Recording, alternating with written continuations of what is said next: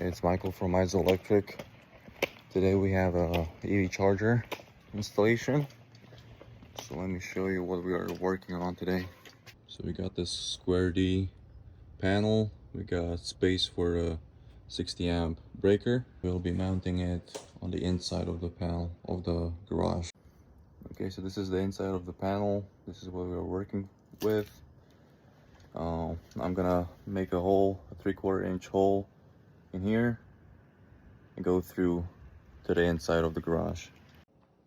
All right, so I got the hole drilled out. Use a 3/4 inch nipple. I got the laser set up on the stud. So you got 2 screws drilled into the stud. This is the penetration to the panel. Now it's time to pull the wires up into the breaker. All right, so I got the wires pulled. This is the new 60 amp breaker. Goes alongside here. That's my number 10 gauge ground.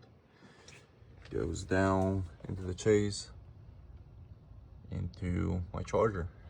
So we have number 10 ground, number 6 hots,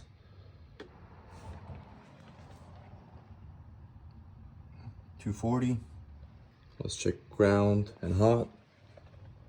We got $120. The other hot, we got $120.